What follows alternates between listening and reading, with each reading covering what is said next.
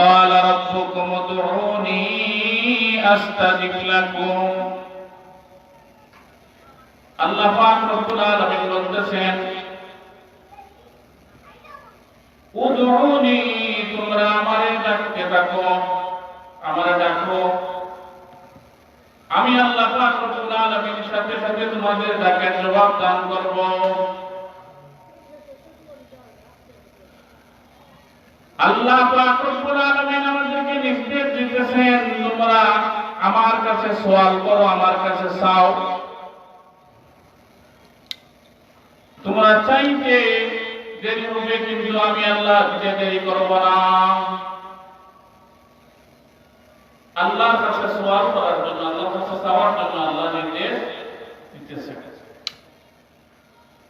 দুনিয়ার মানুষের কাছে মানুষ যদি সওয়াল করে মানুষ বেজার হয় ঠিক কি না আপনার বন্ধুর কাছে যদি আপনি 5,000 টাকা দিয়ে যান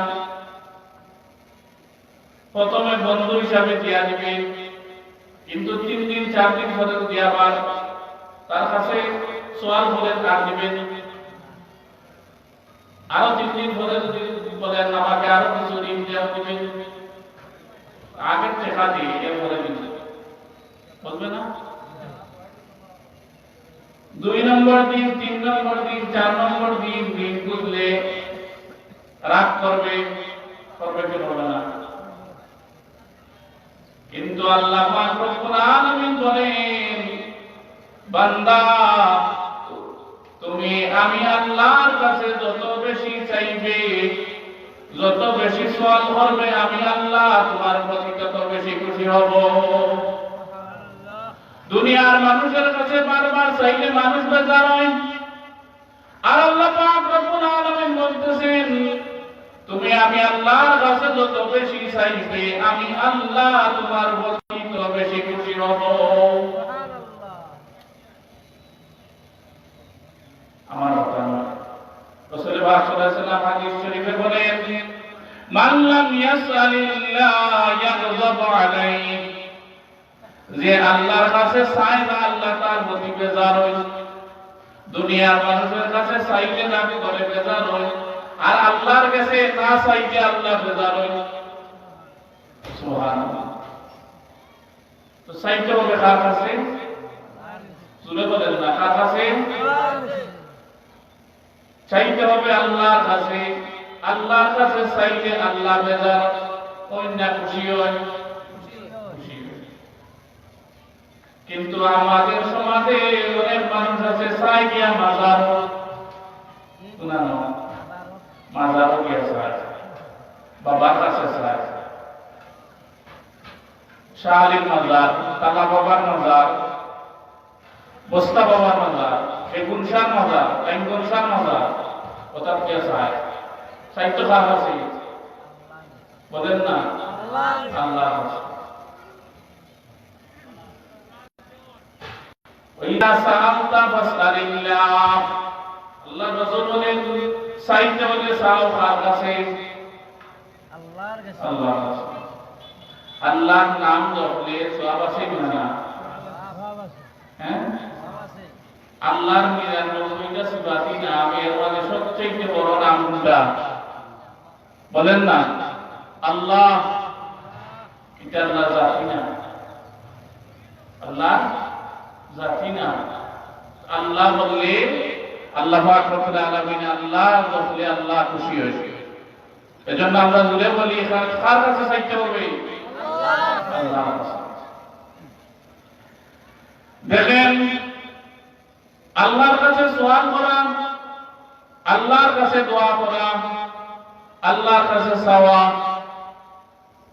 এটার কোনো সময় বাধা নাই কোনো সময় নাই চাওয়া এটা একটা ইবাদত দোয়া একটা ইবাদত এটারে আমরা ইবাদত মনে করি না কিন্তু দোয়া হইল কি ইবাদত আর এটা সাধারণ কোনো ইবাদত না এটা হইল বড় ইবাদত বড় একটা ইবাদত পাওয়ারফুল একটা ইবাদত হইল কি দোয়া পাওয়ারফুল একটা ইবাদত কি দোয়া আল্লাহর কাছে চাওয়া অন্যান্য ইবাদতের একটা সময় আছে কিন্তু দোয়ার কোনো নির্ধারিত সময় নাই আসরের নামাজ আসরের টাইমে পড়া লাগে, অন্য টাইমে হইব নি। মাগরিবের নামাজ মাগরিবের সময় পড়া লাগে, অন্য টাইমে হইব নি। আসর এই এশার নামাজ এশার টাইমে পড়া লাগে, অন্য টাইমে হইব নি। রোজা রমজান মাসের রোজা এটা অন্য সময় রোজা করো, হ্যাঁ সব টাইমে আবার নামাজ পড়া যায় না, নামাজ না পড়ার কিছু নির্দেশ আছে, কিছু কিছু টাইম নেই আছে। সব সময় রোজা রাখা যায় না, যায়নি। ঈদের দিন আপনি চাইলে রোজা রাখতে পারবানি, সব আমলের একটা টাইম আছে, কিন্তু একমাত্র একটা ইবাদত, যে ইবাদতের কোনো নির্দিষ্ট টাইম নেই, সব সময় চাই, এটা হইল কি আল্লাহর কাছে চাওয়া, আল্লাহর কাছে দোয়া করা, এটা কোনো নির্ধারিত টাইম নাই। এরপরে দেখেন যত আমল আছে সব আমল আল্লাহ পাক রব্বুল আলামিনের আল্লাহর রাজি এবং খুশি করার জন্য করা লাগে। অন্য কাউকে দেখানোর জন্য আমল করলে এই আমল কি হয় না, কবুল হয় না, আমল হয় না। বঙ্গিতরা, যে বঙ্গিতরা আমরা যে গাওয়ালি ভাষায় হয় বঙ্গিতরা, এই বঙ্গিতরিয়া ইবাদত করলে কোনো ইবাদত কবুল হয় না। কিন্তু বঙ্গিতরিয়া যদি কেউ আল্লাহর কাছে চায়, এটা ইবাদত হিসাবে গণ্য হয়। বঙ্গিতরিয়া বলে একজন সন্তান ছোট্ট বাচ্চা যদি বাবার কাছ থেকে মার কাছ থেকে 5 টাকা 10 টাকা পাওয়ার লাগে, ওয়াজে যাওয়ার জন্য 20 টাকা চাওয়ার জন্য যখন বঙ্গিতরিয়া খান্দে, এই খান্দাটা কিন্তু প্রকৃত খান্দা নয়। 20 টাকা পাওয়ার জন্য বঙ্গিতরিয়া খান্দে, বাপে মায়ের বুঝে যে বাচ্চা এটা বঙ্গিতরি খান্দে 20 টাকা পাওয়ার লাগে, এর বাদেও বাপ মার মন গলে, বঙ্গির খান্দা তাদের মধ্যে মন গলে, 20 টাকা 30 টাকা দিয়া বাচ্চার মনকে কি করে, খুশি করে। কিন্তু বুঝে যে বাচ্চা যেটা পাওয়ার লাগে কান্দের, আসলে এটা প্রকৃত কান্দা নাই।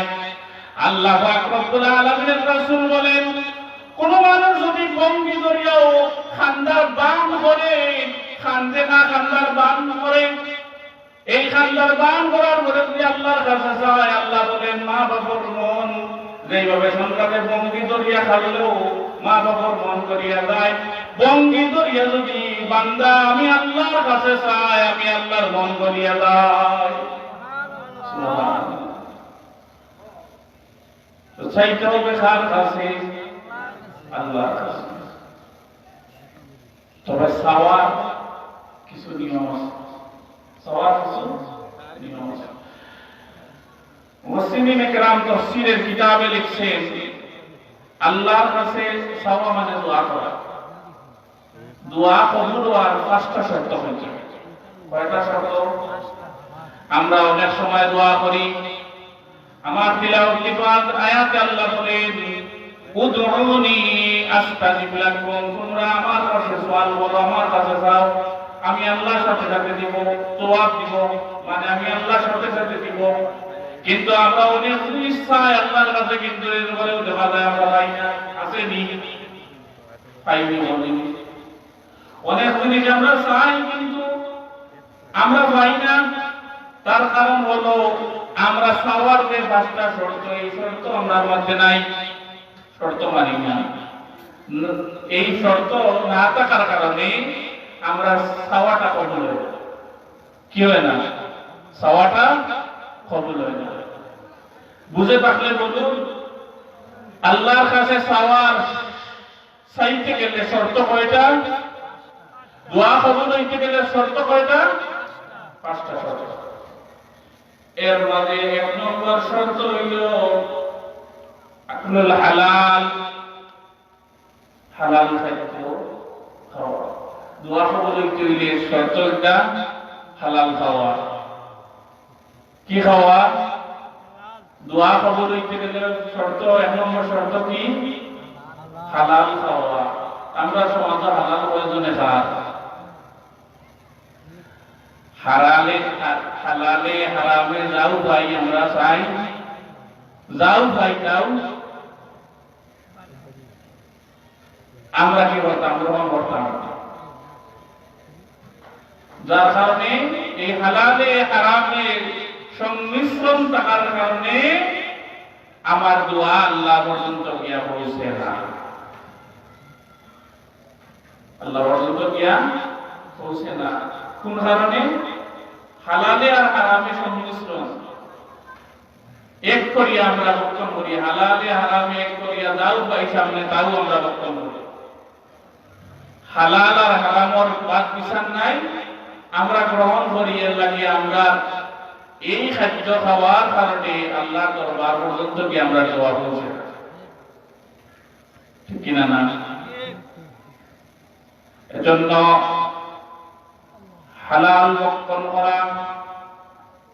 রাসূল পাক সাল্লাল্লাহু আলাইহি ওয়াসাল্লাম হাদিস শরীফের মধ্যে বর্ণনা করেন, লা ইয়াদখুলুল জান্নাতা গুযিয়া বিল হারাম।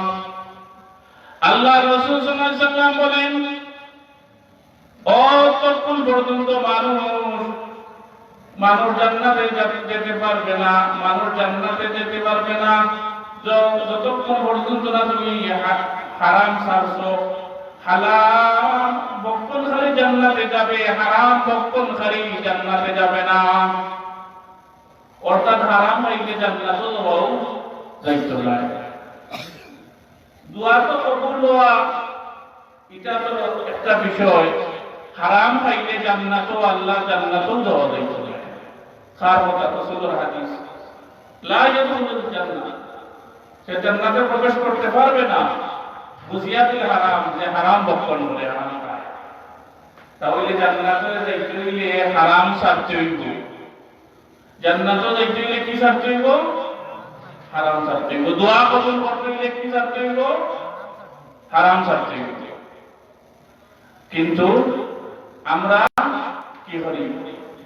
রাসূলের আরেক হাদিসের মধ্যে আল্লাহ রাসূল বলেন, কোন ব্যক্তি যদি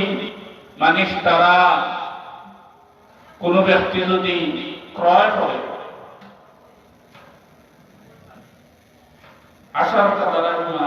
10 টাকা দিয়া একটা লিবাস, একটা কাপড়, হয় টাকা দিয়া, মনে করেন 10 টাকা দিয়া যদি একটা কাপড় কি করে কিনে ক্রয় করে, 1 টাকা যদি হারাম হয়, 9 টাকা হালাল, 1 টাকা হারাম। বলেন না, কয় টাকা হালাল? 9 টাকা হালাল আর 1 টাকা হারাম। ওই যে 1 টাকা হারাম টাকার কারণে একটা কাপড়ের পরিবর্তে কাপড় কয়টা? 1টা। আর এই কাপড় পিন্দিয়া যদি শরীর দেয়, মানে এখানে একটা শার্ট বা একটা পাঞ্জাবি 10 টাকা দিয়া কিনছে, 9 টাকা হালাল, 1 টাকা হারাম। আর এই 1 টাকা হারাম মিশ্রিত কাপড় যদি পরিধান করে, এই কাপড় পিন্দিয়া যদি নামাজ পড়ে, এই কাপড় পিন্দিয়া যদি যেই ইবাদত করে, ওই ইবাদতই আল্লাহর দরবারে কবুল হইতো না। ওই যে 1 টাকা হারাম মিশ্রিত কাপড় পিন্দিয়া যে ইবাদত করে, তো আমার এই ইবাদত কিভাবে কবুল হবে? এই হারাম মিশ্রিত শরীর দিয়ে আমরা কিভাবে আল্লাহর কাছে দোয়া কবুল করব? এজন্য দোয়া কবুল হওয়ার শর্ত হইল গিয়া, 1 নম্বর শর্ত হালাল ভক্ষণ করা, হালাল খাওয়া। আমরা হালাল খাবো, হারাম থেকে বেঁচে থাকবো। রাজি আছিনি? রাজি আছিনি? হারাম ছাড়বো, হালাল ধরবো। তো দোয়া কবুলের শর্ত হইল কি 5টা। 1 নম্বর শর্ত হইল কি হালাল ভক্ষণ করা, হালাল খাওয়া। এই হালাল খাওয়া, হালাল ভক্ষণ করা, এই হালালের মাধ্যমে আল্লাহ পাক রব্বুল আলামিন হালাল অল্পর মধ্যে আল্লাহ বরকত রাখছেন। এই হালাল অল্প হইলে আল্লাহ এই হালালের মধ্যে বরকত দিয়া দিবেন। আর যদি আমরা হারাম উপার্জন করি, লক্ষ লক্ষ টাকা উপার্জন করতে পারবো, কিন্তু আল্লাহ এই হারামের মধ্যে কোনো বরকত রাখেন নাই। এজন্য কি করব? হালাল উপার্জন করব, হালাল ভক্ষণ করব, হারাম থেকে বেঁচে থাকব। তো আল্লাহ পাক রব্বুল আলামিন আমাদেরকে নির্দেশ দিয়েছেন, তোমরা আমার কাছে চাও, আমি আল্লাহ পাক রব্বুল আলামিন সাথে সাথে তোমাদেরকে তোমাদের এই সওয়ালে আমি পূরণ করিয়া দিব। আমার কাছে তোমরা আমারে ডাকো, আমি আল্লাহ সাথে সাথে ডাকের সাড়া দিব। গভীর রজনীতে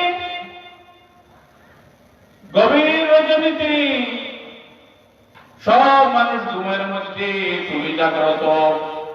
এমন সময় একা অবস্থায় যদি তুমি কোনো বিপদে পড়ো, আর ওই বিপদের সময় যদি তুমি আল্লাহ পাক রব্বুল আলামিনের কাছে চাও, দুনিয়ার কেউ সাহায্য না করলেও আমি আল্লাহ তখন তোমাকে সাহায্য করব। সুবহানাল্লাহ। আল্লাহ পাক রব্বুল আলামিন বলেন, দুনিয়ার সমস্ত মাখলুক ঘুমায়, আমি আল্লাহ ঘুমাই না। পয়গম্বর মুসা আলাইহিস সালাম আল্লাহ পাক রব্বুল আলামিনকে জিজ্ঞাসা করলেন, হে আল্লাহ, আপনি কেন ঘুমান না? আপনার কি কোনো ঘুম হয় না, তন্দ্রা হয় না? আল্লাহ পাক রব্বুল আলামিন মুসা আলাইহিস সালামকে বললেন, তুমি রাত্রিবেলা একটা গ্লাস নিয়ে তোমার ঘরে দাঁড়িয়ে থাকবা, আমি আল্লাহর জবাব দিব, দাঁড়িয়ে থাকবা। মুসা আলাইহিস সালাম হাতে গ্লাস নিয়ে দাঁড়িয়ে থাকলেন। রাত যত গভীর হয় মুসা আলাইহিস সালামের চোখে ঘুমায়, রাত যত গভীর হয় মুসা আলাইহিস সালামের চোখে ঘুমায়। এক সময় ঘুমাইতে গিয়ে এমন অবস্থা হয়েছে, মুসা আলাইহিস সালামের হাত থেকে গ্লাস পড়িয়া গ্লাসটা টুকরা টুকরা হয়ে গেছে। আল্লাহ পাক রব্বুল আলামিন মুসা আলাইহিস সালামকে বললেন, হে মুসা, তোমার হাত থেকে গ্লাস পড়ে টুকরা টুকরা হয়ে গেল কি জন্য? বলে, আল্লাহ পাক রব্বুল আলামিন আমার চোখে ঘুম চলে আসছে। আল্লাহ পাক রব্বুল আলামিন বলেন, তুমি যেইভাবে ঘুমের কারণে তোমার হাত থেকে গ্লাস পড়ে টুকরা টুকরা হয়ে গেছে, আমি আল্লাহ যদি এইভাবে ঘুম চলে আসে যে আমার বিপদের সময় গভীর রজনীতে যখন আমার বান্দা আমি আল্লাহর কাছে বিপদ হইয়া ডাক দিব, তখন যদি আমি আল্লাহ ঘুমাই, তাহলে আমার বান্দার ডাকে কে সাড়া দিবে? এজন্য আমি আল্লাহ ঘুমাই না, আমি আল্লাহ ঘুমাই না। আল্লাহ পাক রব্বুল আলামিন আমাদেরকে আল্লাহকে ডাকার জন্য আল্লাহ নির্দেশ দিয়েছেন। আমরা আল্লাহ পাক রব্বুল আলামিনকে ডাকবো বিপদের সময়, সুখের সময়, দুঃখের সময়, সর্বাবস্থায় আল্লাহ পাক রব্বুল আলামিনকে ডাকবো। আমরা বিপদ হলে ডাকি, সুখের সময় মনে থাকে না, ঠিক কিনা না? বিপদের সময় ডাকি, বেমার হইলে ওই সময় যখন মুখে মুখে তবে আল্লাহ আল্লাহ, বেমার সময়, ঠিক কিনা না? বিপদ হলে ভালো ডাকে, বৈশাখ মাইয়া দিন নাও আছে, আবার মাছ বানো, তুফান আছে, ওই সময় দেখে আর কোন মানুষ নাই, এখন দেখে বিপদ, ওই সময় ডাকে আল্লাহ আল্লাহ, মানে বাঁচাও, ডাকে একা একা আসতেছে, বিষাক্ত কোন জন্তু তার সামনে পড়ছে, এখন দেখছে বিপদ, ওই সময় ডাকে আল্লাহ আল্লাহ আল্লাহ, মানে বাঁচাও, ডাকে নিলে না। বিপদের সময় আল্লাহরে ডাকে, সুখের সময় মনে থাকে না, ঠিক কিনা না? কিন্তু আল্লাহ পাক রব্বুল আলামিনের নির্দেশ হইল, সুখের সময় আমাকে স্মরণ করবা, দুঃখের সময়ও আমি আল্লাহকে স্মরণ করবা। সর্বাবস্থায় আল্লাহকে স্মরণ করব। আল্লাহ পাক রব্বুল আলামিনকে স্মরণ করলে কি হয়? আল্লাহ পাক রব্বুল আলামিন কোরআন শরীফের অনেক আয়াতে বলেন, ফাকুরুনি আযকুরকুম ওয়াশকুরুনি ওয়ালা তাকফুরুন। আল্লাহ পাক রব্বুল আলামিন বলেন, ফাকুরুনি আযকুরকুম, তোমরা আমি আল্লাহরে স্মরণ করলে আমি আল্লাহও তোমাকে স্মরণ করব। যে অবস্থায় থাকি না না আমি যখন আমার আল্লাহকে স্মরণ করব, সাথে সাথে আল্লাহ পাক রব্বুল আলামিন আমাকে স্মরণ করবেন। এজন্য সর্বাবস্থায় ডাকতে হবে আল্লাহ পাক রব্বুল আলামিনকে, ডাকতে হবে, আল্লাহর কাছে চাইতে হবে। আল্লাহর কাছে চাইলে আল্লাহ পাক রব্বুল আলামিন তার বান্দাকে সাথে সাথে স্মরণ করবেন। বিপদে পড়লে সেই বিপদ থেকে আল্লাহ পাক রব্বুল আলামিন উদ্ধার করবে। এজন্য সর্বাবস্থায় আল্লাহরে ডাকতে হবে। কোন মাখলুকাতের কাছে সাহায্য চাওয়া যাবে না, সাহায্য চাইতে হবে কার কাছে? কোন মাখলুকের কাছে সাহায্য। এখন কোন কিছু চাইতে হইলে বাবার দরবারও মান্যত করে যায়, যায়নি? শাহদুল আলম মাজারও যায়, বাচ্চা হয় না, মহিলার বাচ্চা হয় না, শাহদুল আলম মাজারও গিয়া পেট বসায়। কি বসায়? আচ্ছা, শাহদুল আলম মাজারও গিয়া পেট বসাই দিয়ে শাহদুল আলম আমার বাড়ি বাচ্চা পারবানি। আল্লাহ পাক রব্বুল আলামিনের একজন মকবুল বান্দা, আল্লাহ পাক রব্বুল আলামিনের একজন মকবুল বান্দা, তিনি তখনকার সময়ের বাদশা ছিলেন, দিনদার আমলওয়ালা বাদশা, বাদশা হারুনুর রশিদ। দিনদার আমলওয়ালা বাদশা। ওহন যুগের বাদশা যারা, এরা তো দিনদার নাই। তখনকার যুগের অধিকাংশ বাদশা আছে দিনদার, আল্লাহ বিদু, আল্লাহওয়ালা। বাদশা হারুনুর রশিদ এমন একজন বাদশা যিনি আল্লাহওয়ালা, দিনদার, পরহেজগার। প্রতিদিন 200 রাকাত নফল নামাজ পড়তেন। বাদশা হইয়া প্রতিদিন 200 রাকাত নফল নামাজ পড়তেন। কেমন দিনদার বাদশা ছিলেন! তো ওই হারুনুর রশিদের সময় উনার যে মন্ত্রীও হবে, মন্ত্রী পরিষদে, এমপি পরিষদে আছে, সব সামনে লইয়া কোন বিচার কার্য করতে হইলে সবের সামনে রাখিয়া কথা। তো হারুনুর রশিদর মন্ত্রী এমপিরা হারুনুর রশিদ বাদশা হিসেবে ওনার কাছ থেকে যার যে প্রয়োজন, এখন মন্ত্রী এখন এমপি প্রয়োজন মিটাই, সোয়াল করেন। হারুনুর রশিদ বাদশা হিসাবে খবর তো আলো কি করেন, যে যেটা চায় তাতে। কিন্তু একজন মন্ত্রী কি চায় না, কোনো কিছু চায় না। সব মন্ত্রী চায়, কিন্তু একজন মন্ত্রী কোনটাও চাই না। তো হারুনুর রশিদ একদিন, তুমি এখানে চাও না,